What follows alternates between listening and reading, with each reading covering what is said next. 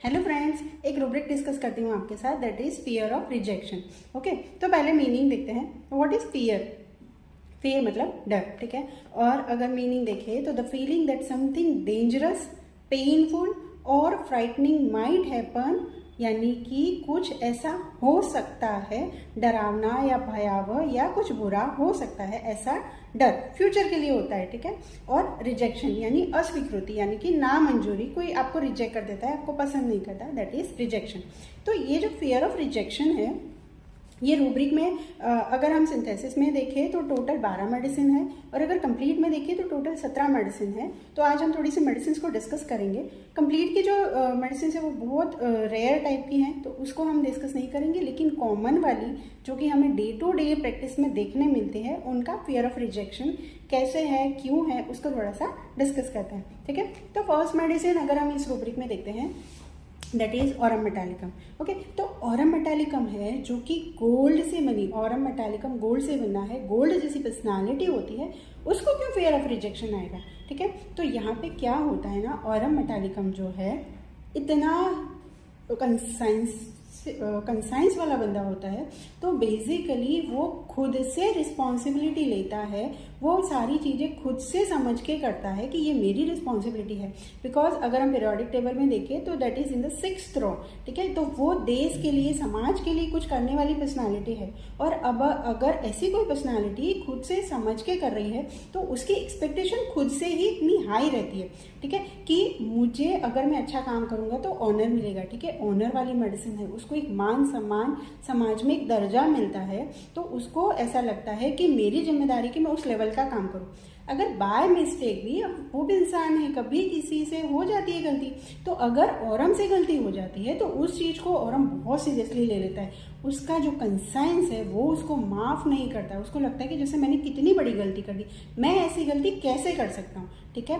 तो हो सकता है गलती जिसके साथ हुई है, अगर किसी बंदे को कुछ प्रॉब्लम हुआ है, वो उसको माफ़ कर दे, लेकिन ऑरम खुद को माफ़ नहीं कर पाता है, ठीक है। रिप्रोचिंग वन सेल्फ में जाता है, और वो इतना ज़्यादा रिप्रोचिंग होता है, being in a syphilitic miasm, वो सुसाइडल टेंडेंसी में जा सकता है, या सडनली सुसाइड करने वाला बंदा भी ऑरम हो सकता है, ठीक है। तो यहाँ ये जो फियर ऑफ रिजेक्शन है वो आता है ऑरम के डाउनफॉल में। जब वो कोई गलती कर देता है तब उसको फील ऐसा होता है कि delusion sin one has unpardonable sin he had committed, मैंने तो बहुत खराब पाप कर दिया है, ठीक है। तो वो जो कंसाइंस है वो उसको रिजेक्ट कर देगा, उसको डर लगता है, that is fear of rejection of Aurum metallicum, ठीक है। तो कोई और उसको रिजेक्ट नहीं करता, वो खुद को ही माफ नहीं कर पाता है, that is in the aurum metallicum.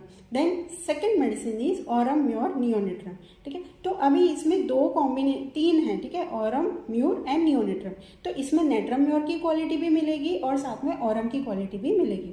तो बेसिकली ऑरम म्योर नियोनेट्रम में होता क्या है ना, कि ailments from death of loved one में है, ailments from death of loved one parents of friends of में है, ailments from death of mother में है, ठीक है। और एक और रूब्रिक है delusion his mother is dead, ठीक है। अब मदर इज डेड, ये इसका डिल्यूजन है, तो मे भी उसकी माँ सही में नहीं है, या उनकी डेथ हो गई है, या फिर माँ होके भी ना के बराबर है, that is also in case of aurum mur natronatum, जहाँ उसको लगता है डिल्यूजन मदर इज डेड, ठीक है। तो ये जो डेड है उसके लिए बहुत ज़्यादा परेशानी करता है, वही चीज़ें उसका पूरा जो पर्सनालिटी है वो डेवलप करता है। तो यहाँ पे क्या होता है ना, माँ नहीं है, ठीक है। अभी माँ जो होती है, हमारी मदर जो होती है, वो हमारी इमोशनल नीड को समझने वाली होती है, हमारी बात सुनने वाली होती है, हमारी प्रॉब्लम्स को सॉल्व करने में हेल्प करती है, क्योंकि फादर का जो रोल होता है वो बाहर की दुनिया से प्रोटेक्ट करने का या हमारी फिजिकल नीड को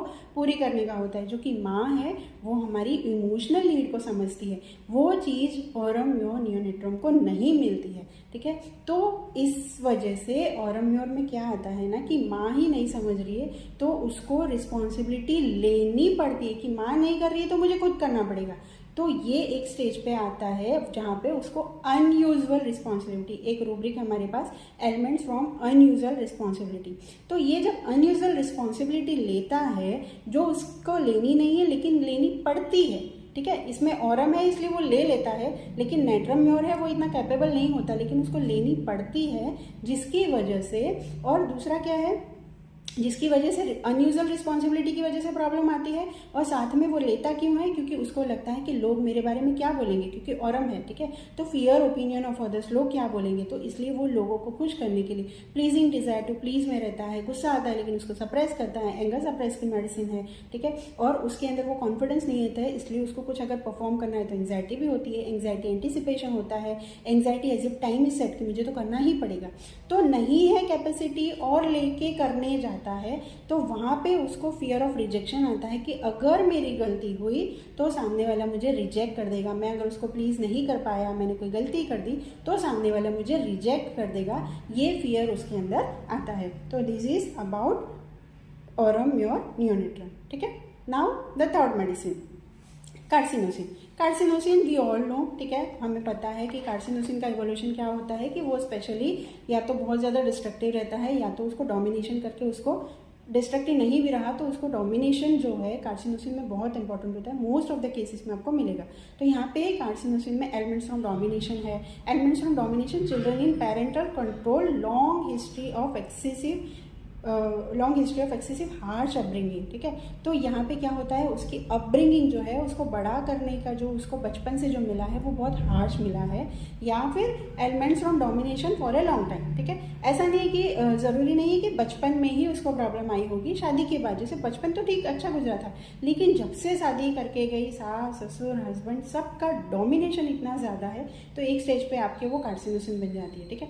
तो ये जो डोमिनेशन उसके साथ होता है उस वजह से, या फिर उसकी एक्सपेक्टेशन, एक रूब्रिक हमारे पास और है, ailments from expectation of parents too high, ठीक है। अभी उससे बहुत ज़्यादा एक्सपेक्टेशन रखी जाती है कि तुझे इतना तो करना ही पड़ेगा, अदरवाइज उसको ह्यूमिलेट किया जाता है, उसको पनिशमेंट दी जाती है, उसको रिप्रोच किया जाता है, उसको इंडिग्नेशन, मॉडिफिकेशन, ये सब सफरिंग से गुजरना पड़ता है इन केस ऑफ कार्सिनोसिन।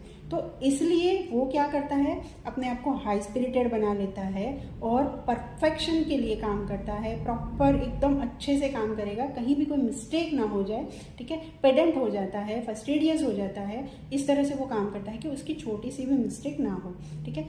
क्यों? क्योंकि अगर मिस्टेक करी तो ये सब सफरिंग से उसको गुजरना पड़ेगा, और सामने जो उसके साथ है, क्योंकि पेरेंट का प्रोटेक्शन तो है ही नहीं, ठीक है, डिलीजन हैज़ नो डिफेंस, उसको जो पेरेंट्स जो हमें गलती करने का मौका देते हैं वो तो उसके साथ है ही नहीं, ठीक है। तो इसलिए उसको फियर ऑफ रिजेक्शन रहता है कि अगर मैंने गलती कर दी तो मुझे ये सब चीज़ें रिजेक्ट हो जाऊंगा और मुझे पनिशमेंट और ह्यूमिलेशन और ये सब चीज़ें मुझे सहन करनी पड़ेगी।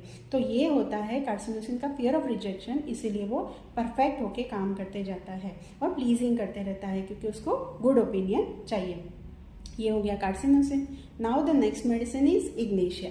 तो इग्नेशिया मोरल वाली है, ठीक है, सेंसिटिव टू मोरल इंप्रेशंस वाली आइडियलिस्टिक लेडी, जैसे हम बोलते हैं ना आदर्श बहू, आदर्श बेटी, आदर्श गृहिणी, ठीक है, ऐसी पिक्चर जनरली हमें मिलती है इग्नेशिया की।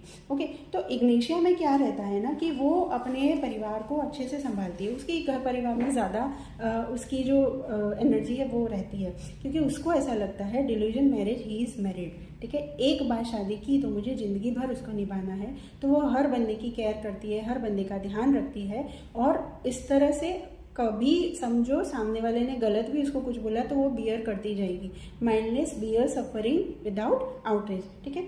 क्यों ऐसा करती है? क्योंकि उसको ऐसा लगता है कि अगर उसने अपना काम सही नहीं किया, उसने अपने मोरल्स जो बोलते हैं कि आपको ये करना चाहिए, वो करना चाहिए, मोरल्स के हिसाब से चलने वाली, नैतिकता के जो बोलते हैं हमारे नियम है उसके हिसाब से चलने वाली, अगर उसने खुद से नहीं किया तो सामने आईपीआर उसको रिजेक्ट करेगा, तो वो इनवैलिड हो जाएगी, ठीक है। अगर वो अपनी ड्यूटी नहीं कर पाई तो फियर इनवैलिडिटी ऑफ, जिसमें सिंगल इग्नेशिया है, तो वो इनवैलिड ना हो जाए, उसका रिजेक्शन ना हो जाए, ये इग्नेशिया को लगता है। तो this is fear rejection of Ignatia, ठीक है। Then the next medicine is Kalika.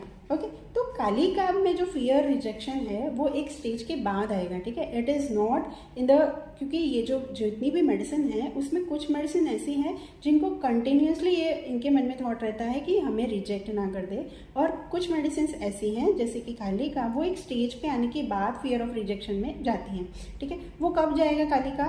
Basically Kalika personality कैसी होती है? डिपेंडेंट होती है और डॉगमेटिक होती है, ठीक है, मतलब आपको आईपीआर के बिना चलता भी नहीं है, लेकिन आप आईपीआर को डोमिनेट टॉलरेट कर रहे हो, ओके, ये ऐसे करना चाहिए, ये इतने बजे खाओ, इतने बजे सो, इतने बजे नहाना, इतने बजे, सारे काम जो है नीति नियम के हिसाब से कि हमारे टाइम पे ऐसे होता था, हम ऐसे करते थे, परंपरा, नीति नियम, ये सब कालिका में बहुत रहता है, ठीक है। अब बेसिकली होता क्या है, जमाने के साथ अगर आप नहीं बदलते हो तो आईपीआर कहीं ना कहीं वो चीज़ें टॉलरेट नहीं कर पाता कि क्या है, ठीक है ना। अब थोड़ा सा बदलो, अब चेंज हो जाओ, पहले धोती पहनते थे, आजकल कौन पहनता है धोती, ठीक है। तो ऐसे जो छोटी छोटी चीज़ें होती है वो आईपीआर इसके साथ कोऑपरेट नहीं करता है और उनके बीच में अनबन होने लगती है।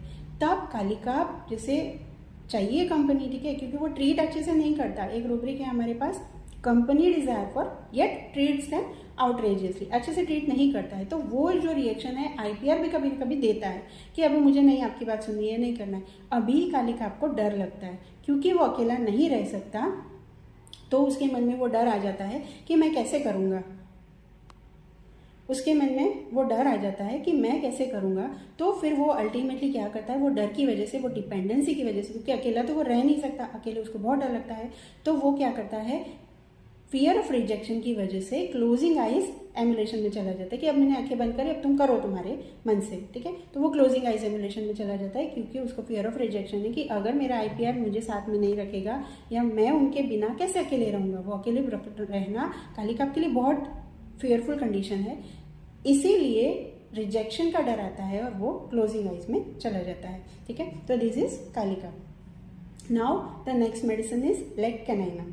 तो लेग कैनाइनम जो है ना वो बनती है डॉग्स मिल्क में से, ठीक है। तो उसकी जो हालत है उसको समझना है, उसकी जो सिचुएशन को समझना है, तो आप समझो उसकी कुत्ते जैसी हालत होती है, जैसे हम बोलते हैं ना कुत्ते जैसा, बिल्कुल, ठीक है। वो बहुत डिपेंडेंट रहता है अपने मास्टर पे, ठीक है, क्योंकि उसके अंदर वो कॉन्फिडेंस नहीं है कि मैं बिना मालिक के रह सकता हूँ। उसके अंदर वो लो फीलिंग बहुत ज़्यादा रहती है इन केस ऑफ लेग कैनाइनम। उसको लगता है डिल्यूजन वर्थलेस ही इज, ठीक है। डिल्यूजन डिमिनिश शॉर्ट इज, अपने आप को बहुत कम, डिमिनिश मतलब वो छोटा नहीं होंगे, बट वो अपने आप को कम समझता है, ठीक है। वर्थलेस मतलब मेरी कोई वैल्यू ही नहीं, मैं तो कुछ हुई ही नहीं, ऐसी फीलिंग लेग कैनाइनम को बहुत रहती है, ठीक है। मेरी कोई वैल्यू नहीं है, मैं बहुत छोटा हो गया हूँ। Delusion looked down upon she is, मतलब मुझे नीची नजरों से देखा जा रहा है कि ये था, ठीक है, that is look down upon she is, उसको ऐसा लगता है। Then delusion nose doesn't belong to her, उसको ऐसा लगता है कि जो मेरी नोज यानी एक होता है ना हमारी नाक, इसकी नाक बहुत लंबी है, ऐसा बोलते हैं ना, बहुत ज्यादा इसको टर्निंग है,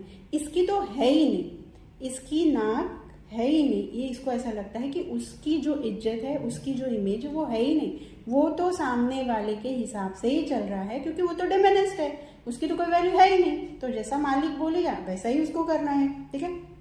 खुद को यूजलेस समझता है, डिल्यूजन यूजलेस इज, ठीक है, खुद से ही उसको डिस्गस्ट होता है, डिस्गस्ट विथ वनसेल्फ। तो ये सारे रूब्रिक से हमें ये समझ में आता है कि अपने आप को कितना कम समझता है।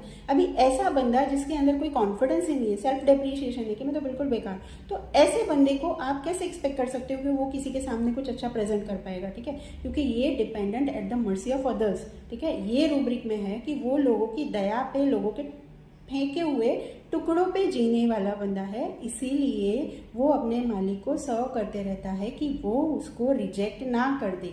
तो लेग कैनाइनम का जो फियर ऑफ रिजेक्शन है वो आपको काफ़ी बार प्रोमिनेंटली मिलेगा, बहुत ज़्यादा उसके अंदर ये रहता है क्योंकि मेरी तो कोई वैल्यू है ही नहीं, मुझे तो मालिक के हिसाब से ही करना पड़ेगा। तो this is about leg caninum. तो ये कुछ मेडिसिन थी अब of rubric fear of rejection. I hope ये वीडियो आपको अच्छा लगा होगा। बाकी की जो मेडिसिन है मैं नेक्स्ट वीडियो में शेयर करूंगी, और वीडियो अच्छा लगा है तो प्लीज़ लाइक करें, सब्सक्राइब करें, अपने दोस्तों के साथ शेयर करें। Thank you so much.